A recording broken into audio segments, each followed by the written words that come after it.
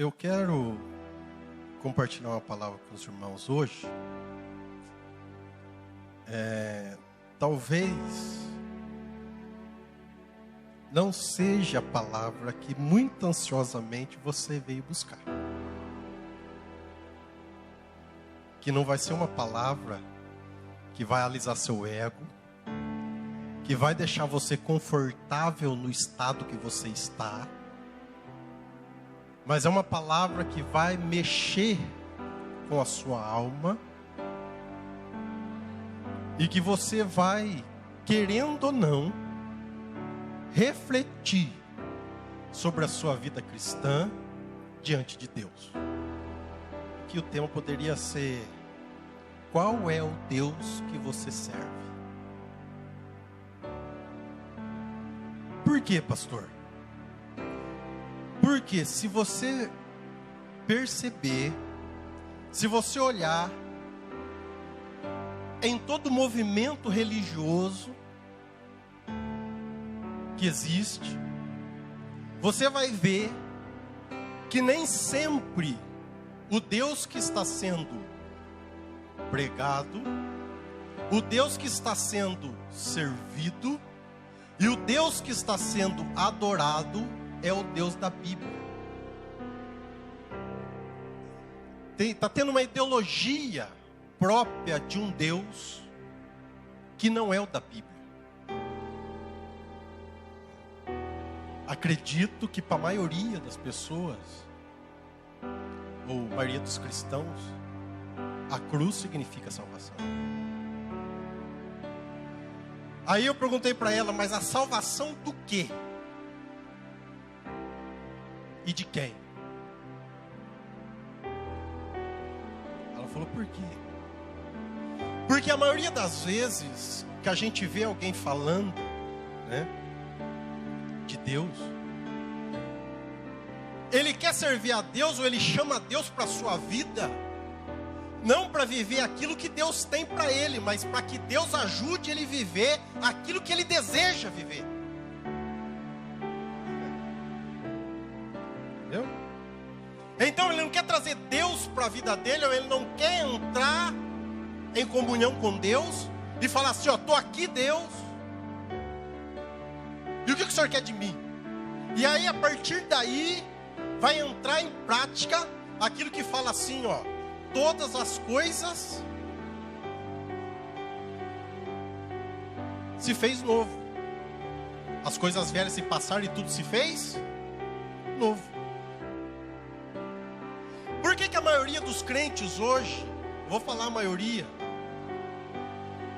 a grande maioria, por mais que você chegue para ele e fale assim, eu glorifico a Deus em tudo, a glória a Deus, nossa, eu agradeci a Deus pelo dia de hoje e tal, mas ele não deixa de ser um crente frustrado. Por quê? Porque toda a sua expectativa acerca de Deus não está pelo aquilo que Deus prometeu a ele para fazer na vida dele, daquilo que Deus deseja através da vida dele. Não, está naquilo que ele esperava que Deus fizesse acerca dos seus próprios planos.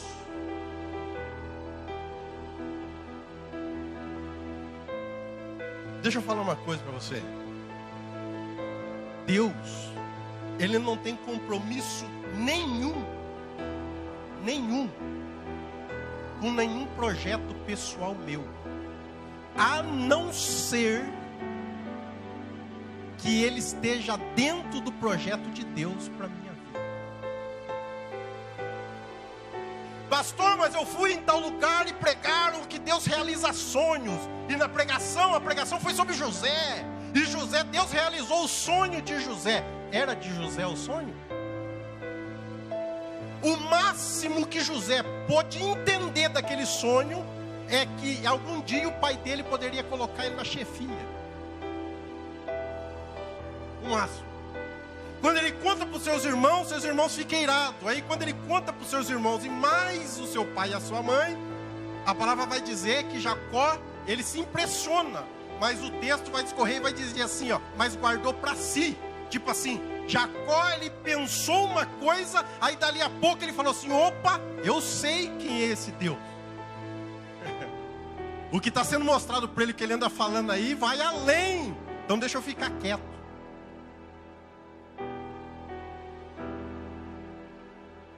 Aí você olha para aquilo que aconteceu com José. Aí as pessoas quando pregam falam assim, ó, não pode falar sobre os seus sonhos, está vendo? Se ele não fala para os seus irmãos os seus sonhos não iam ficar com inveja e irado. Se eles não ficam com inveja e irado, ele não ia ser vendido. Se ele não é vendido, ele não vai parar no Egito. Se ele não vai parar no Egito, a mulher de Potifar não ia dar em cima dele. Se ele não vai parar preso, ele não ia conhecer lá o padeiro e o copeiro. Se ele não conhecesse o padeiro e o copeiro, ele não ia chegar aonde Deus queria levá-lo, que era ser governador da maior nação da época, ou do maior império da época. Então presta atenção, para Deus realizar o que é propósito dele, ainda que você esteja lendo de trás para frente sem entender nada, ele faz tudo e move tudo, e tudo no final dá certo. No entanto, tentar usar Deus para o meu propósito nunca vai dar certo. Vai dar. Por isso que eu quero pregar hoje sobre o Deus da Bíblia. Por que o Deus da Bíblia? Porque o Deus da Bíblia é Ele que escolhe a história, é Ele que tem o propósito, é Ele que faz com que o propósito se realize, independente do que o homem queira, entenda, saiba ou não. Mas o que a gente está vendo hoje, principalmente? A gente está vendo hoje que nós chegamos diante de Deus e pedimos a salvação de Deus para nós. Nós quem? Eu chego diante de Deus e aceito a Jesus e eu quero que Ele me salve. Mas eu não estou pensando na minha alma. Eu quero que Ele salve o quê? A minha vida de frustração. Então eu quero que Ele entre na minha vida e Ele dê algum resultado. Se essa pandemia realmente fosse a volta de Jesus, o céu ia estar cheio de crente frustrado. Ele ia estar lá no céu, salvo, com a boca fechada. O outro crente ia chegar nele e falou: ô filho, você não vai adorar não? Ele falou: então, nossa. Ô filho, você está no céu, você foi salvo então. Eu não esperava isso. Eu achei que Deus ia fazer eu dar certo lá na terra. Eu esperava que ia dar tempo dele me honrar diante dos meus parentes. Eu achei que ele ia fazer com que as pessoas vissem quanto que eu... Meu querido, a única coisa que Deus deseja na minha vida sua é glorificar o nome dele, não o seu e nem o meu. Pensa que Jesus, Deus está feliz a ponto de se corromper. Então a gente olha para isso, para aquela manifestação, e aí fala: ufa, consegui amolecer o coração de Deus. Bom, agora né? Ele já esqueceu de tudo. Pelo que ele fez hoje, ele nem está ligando. Pelo que ele fez hoje, aquilo que eu deixei de fazer, olha, ele esqueceu.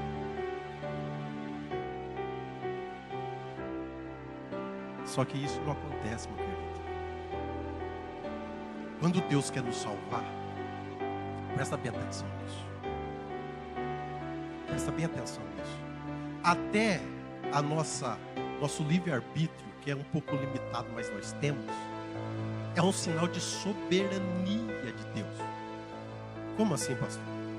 Quando Ele coloca Adão e Eva lá e fala para ele: não coma dessa árvore, Ele estava dando uma oportunidade do homem seguir obedecendo ou não. E o homem caiu, desobedeceu. Não é isso? E aí a gente vai aprender pelas Escrituras, principalmente nas cartas aos Romanos, que todos, a partir de Adão, então, nasceram pecadores, caídos, já pendendo para o pecado. No entanto, desde que Jesus voltou, desde que Jesus veio para resgatar o homem, essa mesma prática do Éden, de colocar diante de vós a escolha, continua. Então é uma bobagem você pensar que se alguma coisa aconteceu, era da vontade de Deus.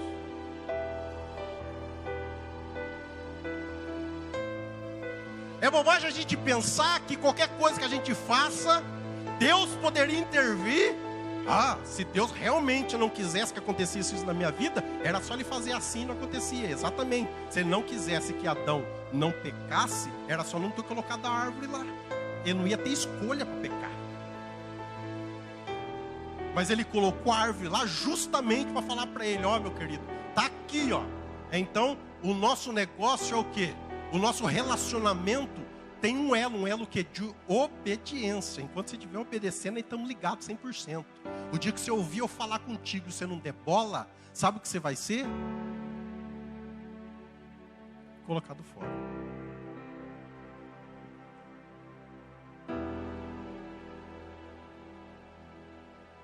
Como é que eu faço, pastor? Que sacrifício que eu tenho que fazer, pastor? O que eu tenho que fazer, pastor, então, para ter o favor de Deus, ou para que isso deixe de acontecer na minha vida? Obedecer. Obedecer. Obedecer, porque o que Ele quer salvar, presta bem atenção nisso, é o propósito que Ele tem na sua vida. Quando você vive o propósito de Deus, presta bem atenção nisso. Quando você vive o propósito de Deus, ou dá lugar para o propósito de Deus, isso vai fazer jus à sua existência. Isso vai fazer jus no porquê que você existe. Você só existe porque Deus pensou na eternidade, segundo a própria palavra diz, que nós estávamos nele, e Ele na eternidade nos escolheu para estar aqui. E se você está aqui hoje, se eu estou aqui hoje, é porque Ele tem um propósito contigo. Você vivendo fora do propósito, você é alguém respirando e gastando tempo na terra. Você entrando pelo caminho da obediência e tentando pelo menos viver o que Deus tem para a sua vida, você então está fazendo jus àquilo que Deus enviou você aqui nessa terra. É isso. Então quando Deus quer te salvar, Ele não quer salvar o eu. Não é o Gabriel que viveu, que nasceu, Gabriel, tal, filho da dona Luísa, que tinha sonhos, que pensava nisso ou pensava naquilo. Não! Quando Ele olha para mim e para você, Ele olha para aquilo que Ele depositou em mim e em você na eternidade, para vir aqui praticar e viver aquilo. Porque aquilo que você vive acerca do propósito de Deus na sua vida, revela o reino de Deus na terra. Eis que é chegado o reino de Deus. Jesus diz: eis que o reino está entre vós. O reino está conosco. Quem manifesta o reino somos nós.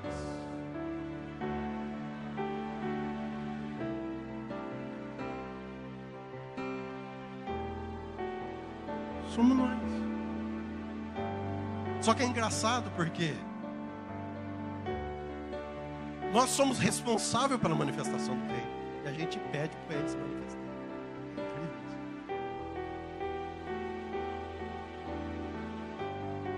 Nós somos os responsáveis por manifestar. Como assim, pastor?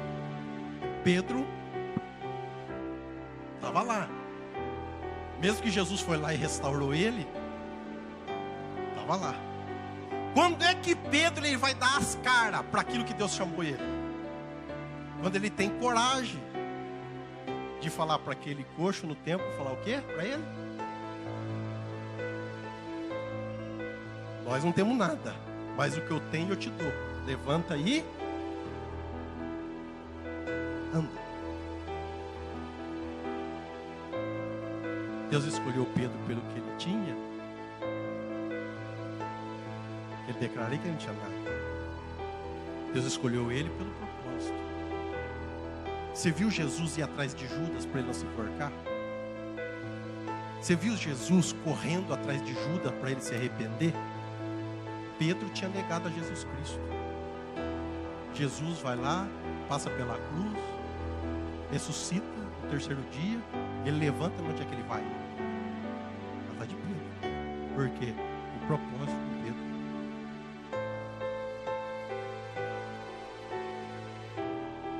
Quanto de nós aqui já passou pelo fio da agulha? Quantos aqui já não teve a oportunidade, ou já passou pela oportunidade do diabo ceifar a vida, ou de acontecer algo tribuloso? E aí você conta meio que... nossa, Deus me livrou.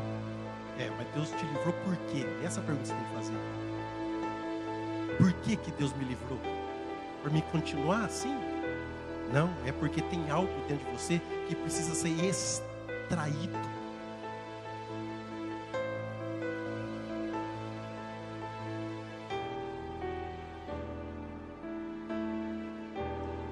Moisés, quando ele vai falar com Deus, capítulo 3 do Êxodo, Deus está falando com ele de uma forma sobrenatural. Na onde é que Deus está falando com ele? Na sarça. Então quer dizer, não tinha nada de natural naquilo, certo?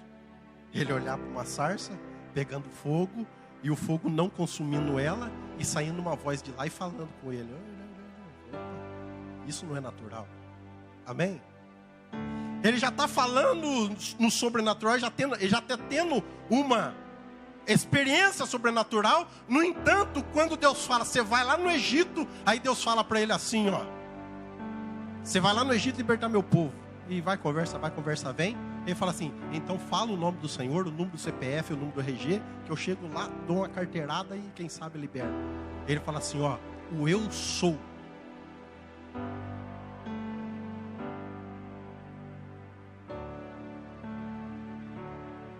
Chega num lugar quando alguém perguntar qual que é o seu nome, e você fala assim, ó: eu sou.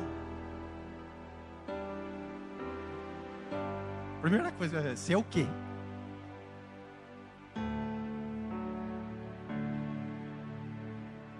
Agora Deus, ele fala, vai lá e fala que o eu sou enviou. Esse é o Deus que a gente serve. Ele não se preocupa em se revelar, em dar prova de si mesmo. O que prova que Deus existe é a nossa fé praticada.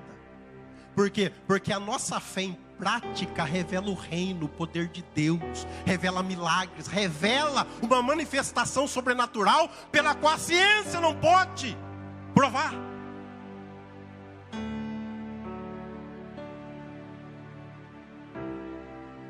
Então não é de forma natural. Para Samuel, olha o que ele falou. Para Samuel não, Samuel falando para Samuel.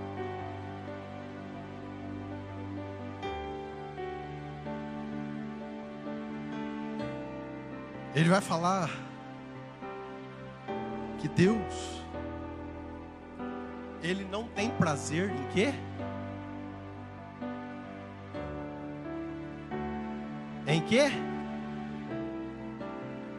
Holocausto, em mas Ele tem prazer no quê?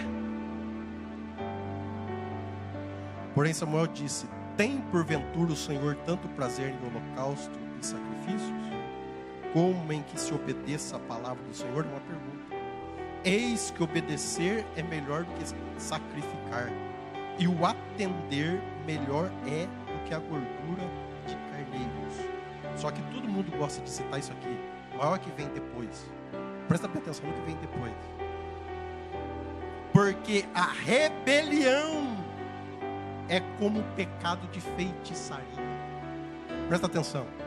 Você não obedecer a Deus quando Ele te pede algo, quando Ele fala algo contigo, ainda que Ele fale para você ficar quieto, parado, sem abrir a boca, sem se mover, ainda que Ele peça para você não fazer nada, se você fizer alguma coisa, você entra em rebelião com Deus. Não obedecer a Deus naquilo que Ele pede, naquilo que Ele chama, naquilo que Ele te orienta, naquilo que Ele quer conduzir a sua vida, é rebelião contra Deus. Você pode ver que ele não vai falar de desobediência, ele já vai para rebelião. Ó, está rebelado. Se eu falei, não atendeu, se eu falei, quis fazer o contrário, rebeliou contra a minha vontade. Presta bem atenção. Rebelião lembra quem? Porque a rebelião é como o pecado de feitiçaria, e a obstinação é como iniquidade e idolatria. Não só é rebelião quando você não obedece, como quando você endurece o seu coração, querendo fazer Deus, obrigar Deus a fazer o que você quer, e não você se dobrar à vontade dele. Aí ó, é iniquidade idolatria. Como é que eu posso estar em desobediência, em rebelião com Deus? Como é que eu posso estar idolatrando a minha própria vontade? Como é que eu posso estar entregue ao meu próprio egoísmo e olhar para Deus e esperar a bênção de Deus? É só bênção comum, meu filho. É só continuar respirando, continuar comendo. É só continuar com a vidinha que está mesmo.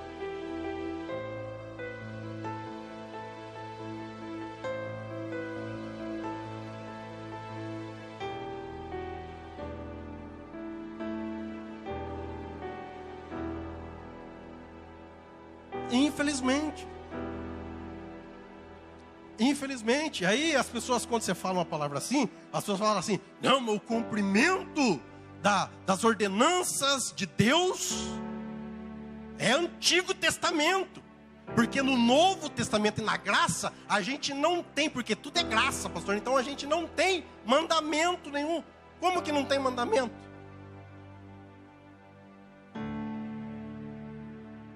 Se Jesus falou que quem guarda os mandamentos dele é que mostra que ama ele de verdade. Então ele está falando besteira então. A coisa está tão feia entre nós que eu falo cristãos, porque as perguntas que se fazem para nós hoje, principalmente quando alguém quer especular acerca de uma coisa, são coisas absurdas. Absurdas. Você acredita que alguém já perguntou base bíblica para não praticar troca de casais? E é crente que toma ceia, que já é batizado. Onde é que está na Bíblia aqui? Meu querido, se tivesse temor a Deus, ele nem pensava em fazer uma pergunta dessa, ou nem estava pensando numa coisa dessa. Mas a banalização está tão grande, a falta de temor está tão grande, por esse Deus que ama. Deus ama. Que então,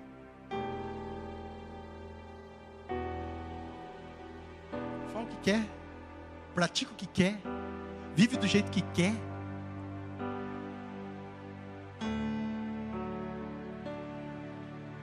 E fica pedindo bênção para Deus.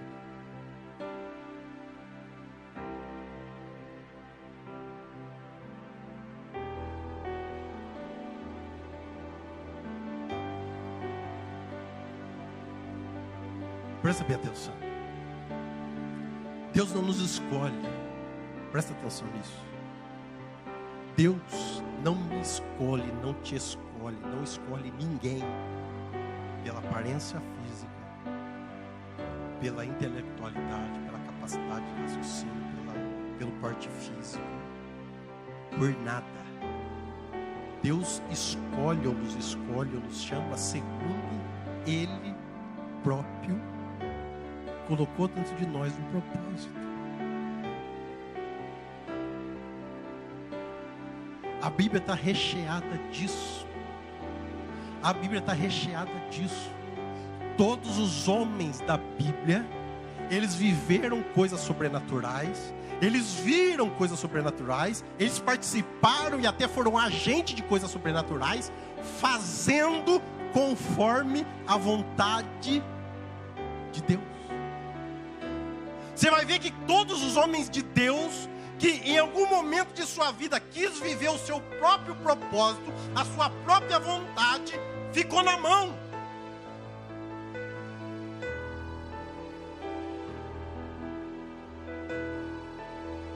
Todos.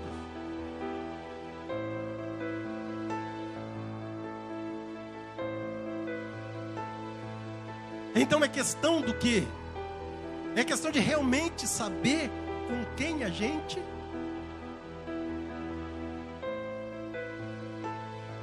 lida.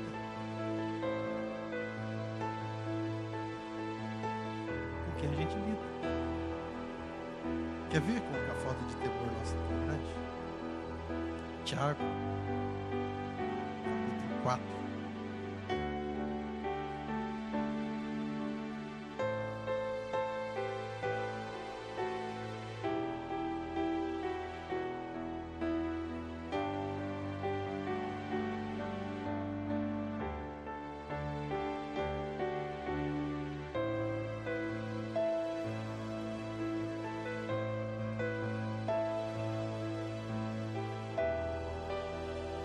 Olha só, o que diz Tiago capítulo 4, versículo 7. É o versículo que talvez que você bastante ouviu na igreja. Sujeitai-vos, pois, a Deus e resisti ao diabo, e ele... Olha o 8, presta bem atenção no 8. Chegai-vos a Deus, e ele se chegará a... Limpai as mãos, pecadores, e vos dê duplo ânimo, purificai os... Versículo 9, presta bem atenção. Senti as vossas misérias, e lamentai, e chorai, e converter-se o vosso riso em, e o vosso gozo em. Ele está falando aqui a receita de como a gente deveria chegar a Deus. Ele está falando, quando você for orar, saiba diante de quem você está entrando, e sinta quanto miserável você é. Mas sabe como que a gente chega diante de Deus? Cheio de justiça própria. É, Senhor. O Senhor viu que eu participei certinho da campanha, né? O Senhor viu como que eu fiz, né? E o Senhor viu, né? Como que eu sou. O Senhor viu que eu não perco um culto, né? E aí fica, Deus, você não é nada diante de Deus. Ainda que você faça muita coisa, não fez nada, porque tudo que você faz não paga nem a sua existência. Dirá pagar o que Ele fez por você. Mas a gente se justifica e auto-justifica. Por isso que a igreja está assim. O quê? Fincado nesses 3 pilares: justiça própria,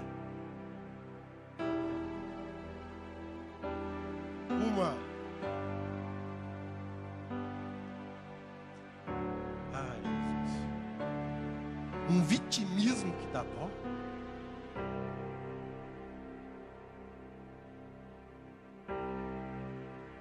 e autoconfiança.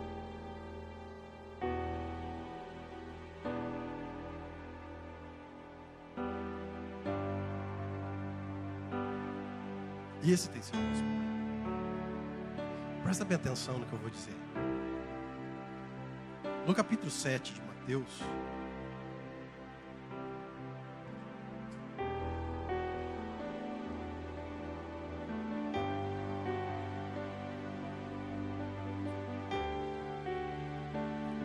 capítulo 7 de Mateus 21 diz assim: nem tudo que me diz Senhor, Senhor entrará no reino dos céus, mas aquele que faz a vontade do meu que está nos céus. Então, todo aquele que diz Senhor, Senhor não entrará, nem todos entrarão, certo? Quem é que vai entrar? Mas aquele que faz a vontade do meu Pai que está nos céus. Bom, agora vai aí. Muitos me dirão naquele dia: Senhor, Senhor, não profetizamos nós em teu nome? Não é a vontade do Pai profetizar?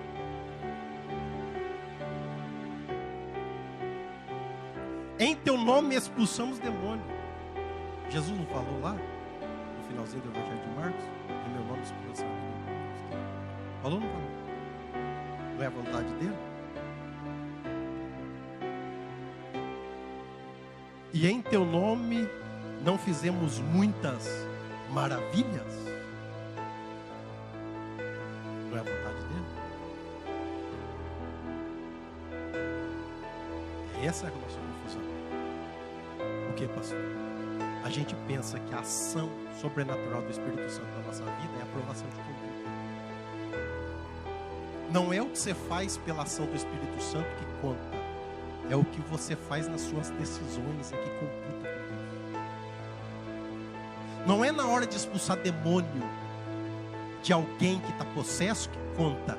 É quando você enfrenta os seus próprios demônios sozinho, lá no quarto fechado, diante do computador, com o celular na mão. Quando você está longe de qualquer crente, qualquer pastor, qualquer obreiro, qualquer um que te conheça. É quando você está lá fazendo seus negócios. É quando você lá está comprando ou vendendo. É quando você está lá negociando alguma coisa. Quando você está conversando com alguém. Ou quando você está fazendo alguma aliança. É lá que conta. Não é no ambiente. Quando você está fazendo ou fazendo uso da autoridade do poder de Deus. É quando você coloca a sua vida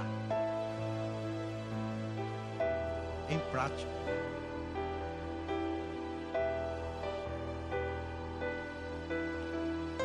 Aí ele vai falar assim: então lhes direi abertamente: nunca vos conheci, apartai-vos de mim, vós que praticais todo aquele, pois, que escuta estas minhas palavras e as pratica, assemelha-lo-ei ao homem prudente que edificou a sua casa sobre.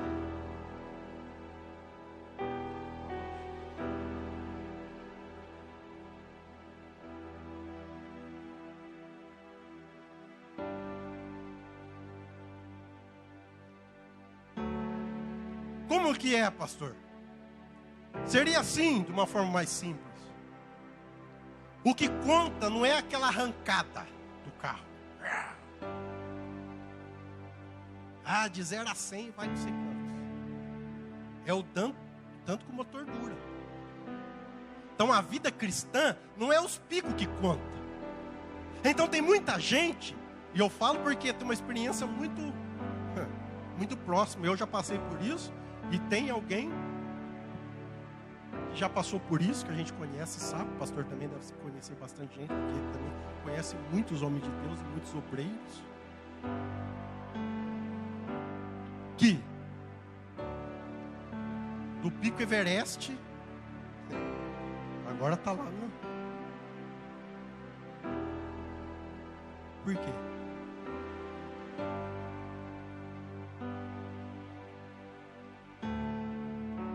Não é, né, pastor? É que eu passo horas e horas e horas e horas. É que eu passo horas e horas. Então, tudo bem. Mas quando Deus fala contigo, qual é a sua resposta?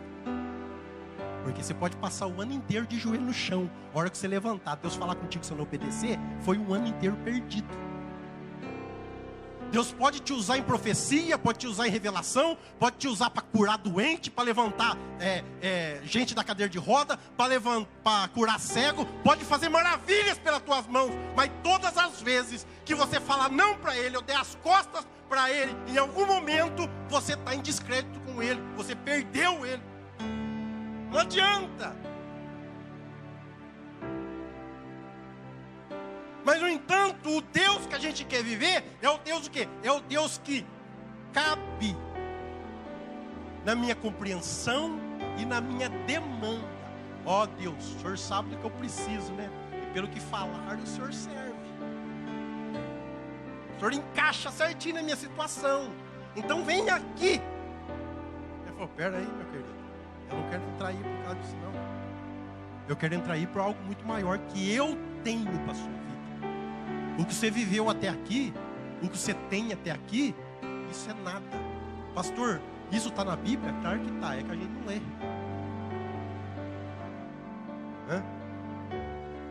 Quer ler? Abre aí Filipenses, capítulo 3.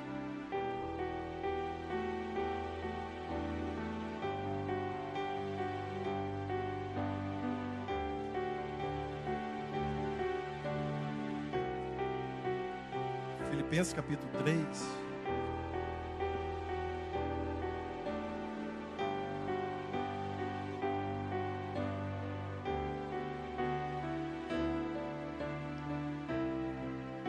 Versículo 4. Olha o que Paulo vai dizer. Ainda que também, Paulo está falando dele, podia confiar na carne. Olha o que ele vai dizer. Se algum outro cuida que pode confiar na carne, ainda mais eu. Aí ele vai dizer o porquê que ele poderia se achar. É isso que Paulo está querendo dizer aqui. Ó, se vocês estão achando que é alguma coisa, eu vou falar para vocês que se tem alguém aqui que poderia se achar na vida sou eu. E aí ele vai dizer o porquê, ó. Circuncidado ao 8º dia, da linhagem de Israel, da tribo de Benjamim, hebreu de hebreu, segundo a lei fui fariseu. Continua. Segundo o zelo perseguidor da igreja, segundo a justiça que há na lei, irrepreensível. Ele está falando assim, ó, se tem alguém aqui que é o cara, sou eu sou o cara. Está falando. Aí ele vai dizer assim, ó, mas o que para mim era ganho, reputei por perda por Cristo. Na verdade, tenho também por perda todas as coisas, pela excelência do conhecimento de Cristo Jesus, meu Senhor. O que você viveu, o que você era, o que você tinha, até encontrar com Cristo, para Cristo não é nada. O que conta é que você fez a partir do momento que você encontrou com Ele. Qual foi a sua atitude? Abriu mão de tudo, falou para Ele, eis-me aqui, agora conduz a minha vida, manifesta o seu propósito, faz do seu jeito, faz do jeito que você quiser, conduz a minha vida da forma que o Senhor achar melhor. Ele não veio para dar continuidade na sua vida, ele veio para fazer uma divisão entre a vida sem Cristo e a vida com Ele. É isso que Paulo está falando, ó. Eu era alguma coisa, e algumas pessoas pensavam que eu era alguma coisa. Até eu mesmo pensei, mas quando eu encontrei Cristo, eu vi que tudo aquilo que eu vivi e que eu achei que eu era, não era nada.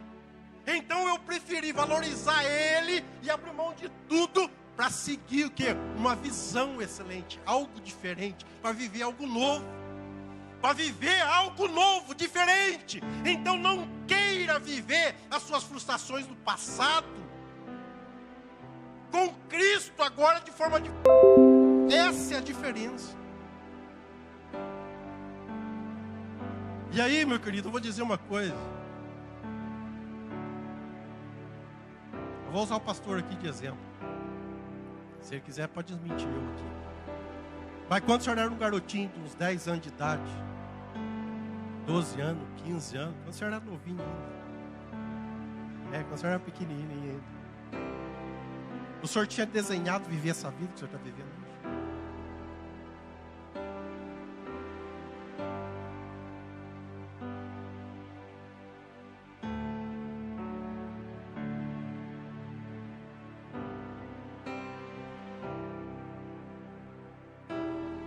Jeremias nasceu numa família sacerdotal, não é isso?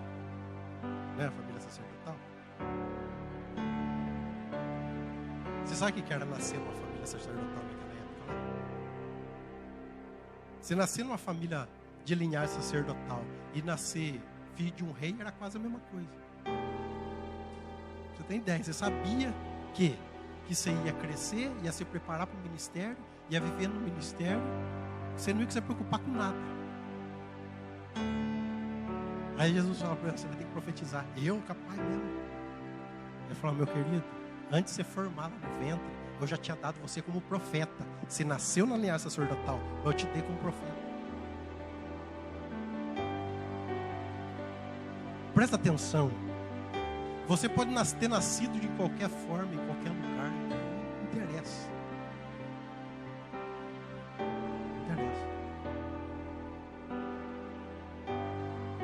Mas o propósito que Deus tem com a vida de cada um de nós independe da minha origem.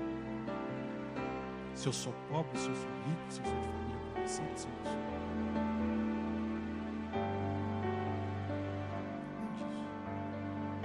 Então, se a gente entendesse isso, se a gente hoje abrisse nosso entendimento e a gente soubesse que servir a Deus, que ser igreja, ser corpo, presta bem atenção, as pessoas não entendem isso, pastor.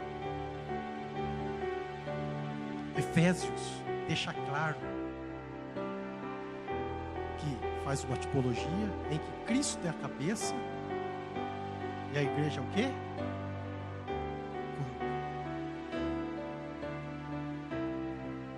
Quem é que faz ou pratica as ações durante o seu cotidiano? É a cabeça ou é o corpo? Que realiza as ações é a cabeça ou é o corpo? A cabeça manda o comando. Quem é que realiza? Satanás. Quando Jesus dá essa revelação para Paulo fazer essa tipologia aos Efésios, ele está falando assim, ó, vocês têm que entender o quê?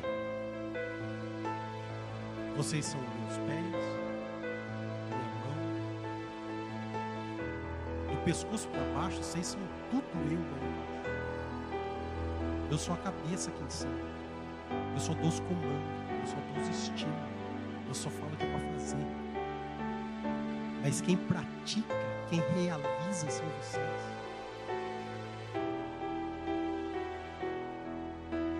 Para aí onde você está. Talvez você esteja com sede aí. E faz como você faz muitas das vezes quando Deus manda você fazer alguma coisa. Não deixa o seu corpo obedecer o que o seu cérebro está mandando aí. Para ver se o copo de água vai vir até.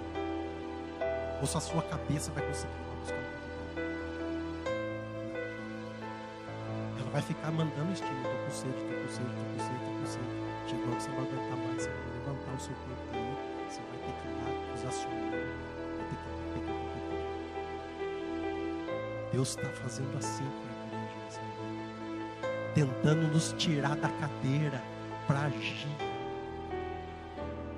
Mas quem é corpo e quem se diz corpo está teimoso com a cabeça, mas não, vai lá.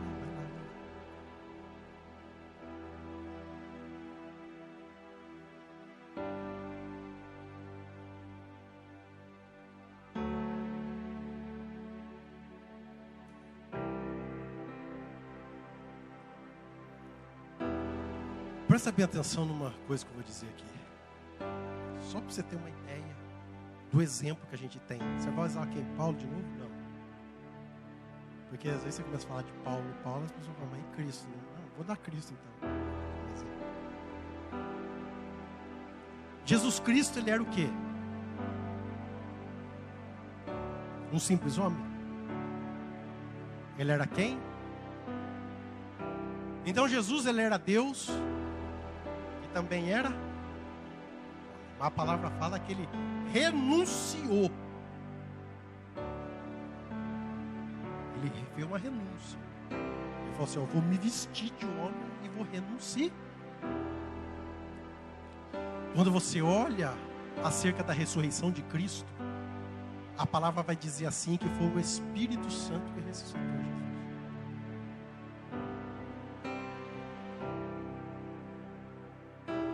O que você quer dizer com isso, pastor? Jesus renunciou a Ele próprio a tal ponto, que a Escritura não vai falar assim, ó, e Ele no terceiro dia, Ele se auto-ressuscitou. Sempre vai falar que foi uma obra do Espírito Santo. A ressurreição é obra do Espírito. Por que que o diabo, quando chama Jesus, ou quando Jesus é levado para a tentação, é só prestar atenção nas tentações lá. Transforma essas pedras em... Pula daqui. Aceita todas as glórias do mundo.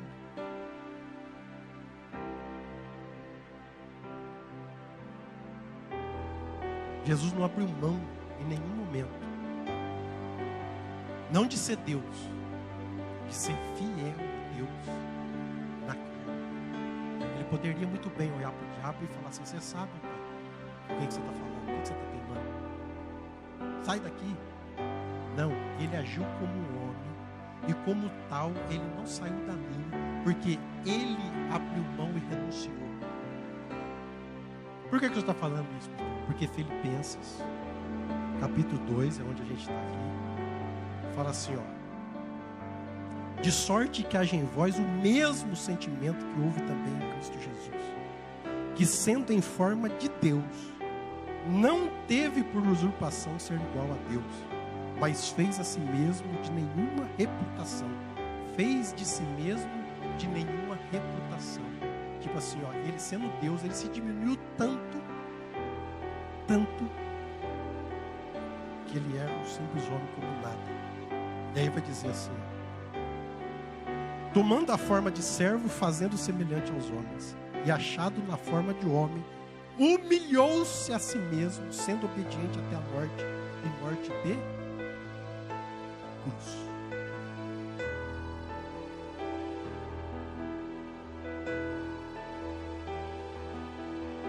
Quantas vezes você já disse: Deus conhece o meu temperamento?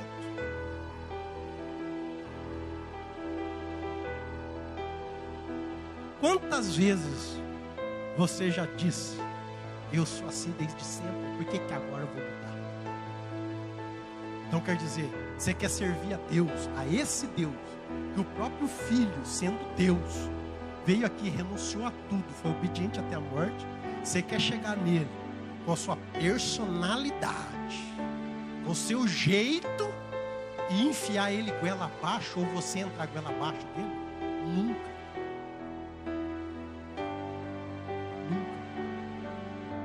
Dons do Espírito Santo é a ação do Espírito Santo. Fruto do Espírito é o quanto você está entregue, é o quanto você renunciou, é o quanto você abriu mão de ser você mesmo, é o quanto você abriu mão do seu próprio eu, é quando você deixou de ser você para ser Cristo em você.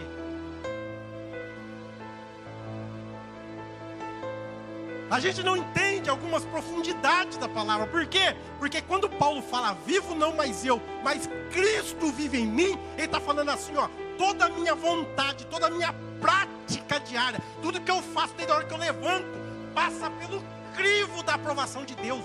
Paulo, ele andava, ele acordava, ele levantava, e tudo que ele fazia, primeiro ele olhava para ver se Deus aprovava, se Deus permitia, se Deus o deixasse fazer. Ele não fazia nada, então ele falava assim, ó: vivo não mais eu. O quê? A minha vontade está presa, dominada, está sob domínio, eu subjugo a minha vontade.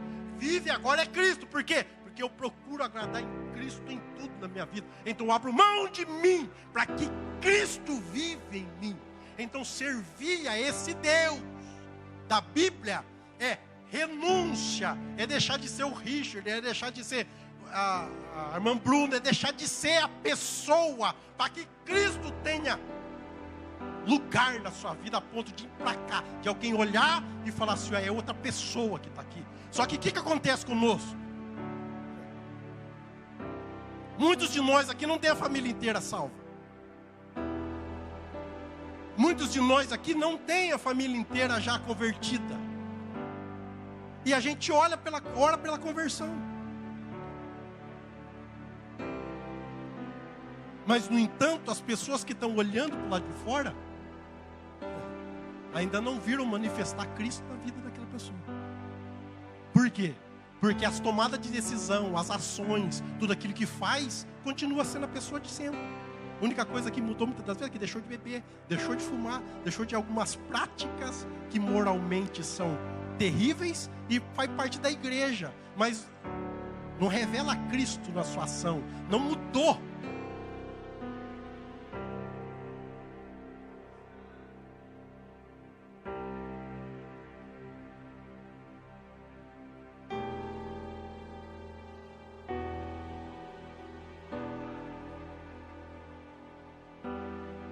Deus que nós servimos é esse Deus que espera de nós o quê? Resposta. Pastor, salvação é pela graça, é pela fé, não é por obras. Glória a Deus por isso. Se você pensou isso, é porque você leu a Bíblia. Mas, no entanto, você esqueceu de continuar lendo e saber que as suas ações comprovam a fé que você diz que tem.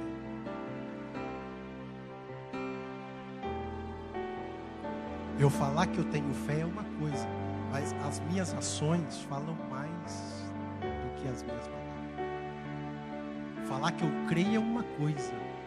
Outra coisa é as pessoas olharem pelas minhas ações e falar assim: está ali uma pessoa que crê, que tem fé, que tem esperança.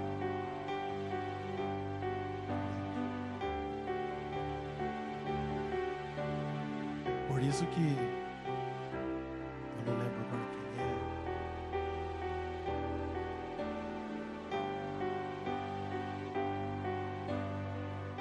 os escritores que escreveu agora, mas ele diz assim: pregue o evangelho o máximo se puder, e se preciso for,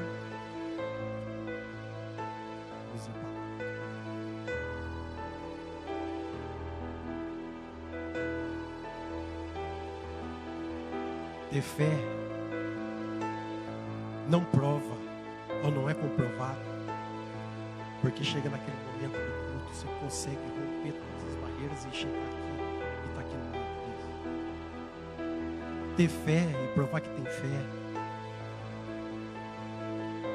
não é nada disso. O que prova que realmente você tem fé em Deus é quando o desafio da lógica chega. Você tem que permanecer confiante.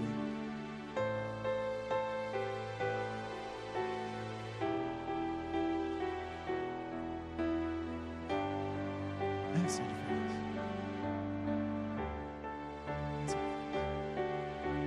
Deus, ele é imutável. Ele não prova isso. Ele não tem sombra de variação. Ele não mudou. Então não é agora que ele vai mudar. Não é agora que ele vai ser, tá vendo o Deus do Gabriel, como ele é maravilhoso, como ele é amoroso. Ah não, Deus da mandarinha já é mais bravo. Nossa. Ah não, o Deus do irmão Felipe, nossa, ele foi um milagre. Não, é um Deus só.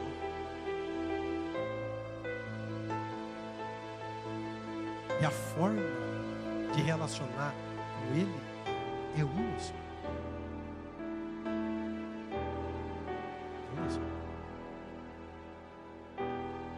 Qual o segredo de ter um ótimo, bom relacionamento com Deus?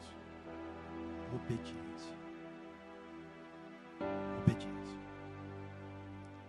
Ao contrário do que eu falei no início, se eu desse o microfone aqui agora, os irmãos aqui, falar de promessa que você tem na vida, nós ia passar, acho que ia chegar o fim de semana aqui, todo mundo não ia terminar as oportunidades. De tanta gente que tem promessa. Nossa, Deus prometeu tanta coisa para mim, pastor. Tanta coisa para mim. E muitos que se encontram lá fora, que desviaram da presença do Senhor, eles falam, alguns chegam a dizer, Deus mentiu para mim, Deus tinha falado tanto comigo que nunca aconteceu. Sabe por quê? Porque esqueceu que um Deus de relacionamento tem via dupla. Como assim? Ele fala e espera uma resposta. E a resposta que você dá tem uma reação da parte dele para conosco. É isso. Então ele fala. Irmãos, ele prometeu para Abraão que ia dar uma nação para Abraão. Ele vai dar e dar um único filho. Aí depois de tanta luta, com mais de 100 anos, com 100 lá vai quebrado, quase 120 anos já, Abraão já tinha. Ele fala assim, ó, me dá o seu único filho.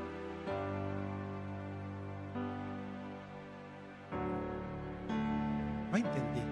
Deus prometeu para ele uma nação. Só deu um filho só. E agora que o filho está grandinho, já moço quase, ele vai lá e fala, me dá. É só para ensinar. Paulo vai dizer isso. Tudo que está escrito foi escrito para aviso nosso. Para que aprendêssemos. O quê? Deus pode dar, pode fazer da nossa vida o que Ele quiser. Mas, no entanto, Ele nos experimenta. Não porque Ele não sabe da nossa capacidade, é porque você não sabe do que você é capaz quando você está na presença de Deus. É você que não sabe. Então, quando a gente tem coragem de renunciar, quando a gente se entrega, a resposta de Deus é poderosa. Por quê? Porque para mostrar para nós. Tá vendo, meu filho? Por que eu tenho? Por que eu te escolhi? Tá vendo o que você fez? Não é porque você é bom. É porque se você confiar em mim, você vai longe. Não é eu confiando em você, é você confiando em mim. Não é eu sendo entregue a você, é você entregue nas minhas mãos. É você conduzido por alguém que pode. É isso.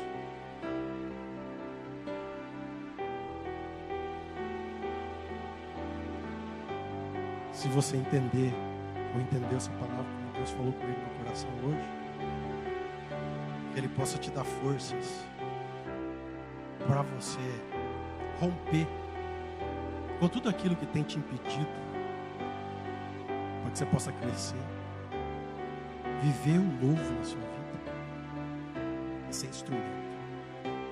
Presta atenção. Eu sei que hoje, pelas mídias sociais, por tudo que acontece, por tudo, pela facilidade, entre aspas, da fama, porque tem os famosos anônimos, né? Porque pela rede social tem gente ficando famoso, sem aparecer na Globo, sem aparecer em coisa. Mas presta atenção, é mais ou menos assim, ó. Quem que fez esse púlpito aqui, pastor? Quem que foi? Foi o Von Crowd que fez? Que fez e construiu aqui?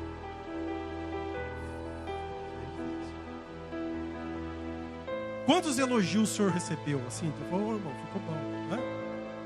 Foi muito, não foi? Alguma pessoa chegou e falou assim, ó, irmão, cara, o senhor ficou legal, não ficou? Que dia que o senhor viu alguém chegar na colher do senhor e falar, colher, você trabalhou bem. Alguém chegou e falou pro senhor, irmão Cláudio, pega a colher de pedreiro do senhor lá que eu preciso agradecer ela pelo serviço que ela fez. Exatamente, meu querido. Nós somos ferramenta. Quem faz é Deus. Por isso que a gente tem que subir, porque o que a gente pratica e faz, por mais bonito que fique, mas foi quem usou a ferramenta que leva o...